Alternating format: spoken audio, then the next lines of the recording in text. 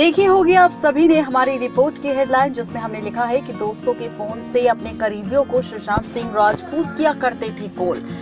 क्या है पूरी खबर, तो चलिए बताते हैं आपको। जैसा कि ये बात तो आप जानते ही हैं कि सुशांत सिंह राजपूत के सारे नंबरों को रिया चक्रवर्ती खुद हैंडल करती थी।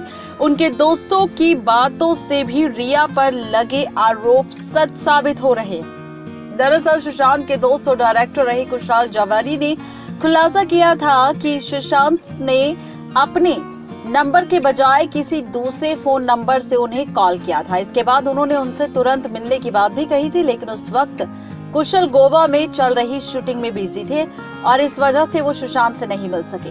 कुशल ने कॉल के बारे में बताया, सुशांत ने मुझे एक बार दूसरे नंबर से जनवरी 2020 में फोन किया था। उस वक्त मैं गोवा की शूटिंग में था। सुशांत ने मिलने के लिए कहा था। इस पर कुशल ने वापस लौटने के साथ ही मुलाकात करने की बात कही थी। सुशांत के हादसा होने से पहले बीते 2 जून को उनका मैसेज कुशल के पास आया था। सुशांत के पास कई तरह के नए प्लान थे, उन्हीं के बारे में चर्चा करने के लिए सुशांत कुशल से मिलना चाहता था।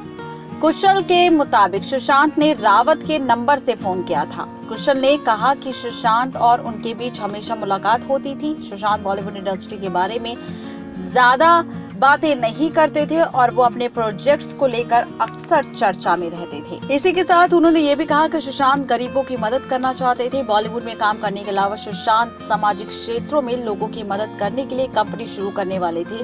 हादसे से ठीक 10 दिन पहले सुशांत ने कुशल से बात की थी। उस वक्त सुशांत अपने फ्यूचर की प्लानिंग को लेकर बातचीत कर रहे थे। जावेदी ने बताया कि बातचीत से बिल्कुल ऐसा नहीं लग रहा था कि सुशांत की प्रोफेशनल लाइफ में किसी भी तरह की परेशानी है या फिर सुशांत किसी तनाव में है या किसी डिप्रेशन का शिकार है। इसका मतलब ये बात साबित होती है कि सुशांत डिप्रेशन में नहीं था। अगर डिप्रेशन में होता तो शायद वो अपने फ्यूचर की प्लानिंग नहीं कर रहा होता। यहाँ पर ये सारी बातें झूठी है और जानबूझकर सुशांत के कमरे में डिप्रेशन की दवाई रखी गई केस को घुमाने के लिए। नेक्स्ट टाइम लाइव से रजनी की रिपोर्ट।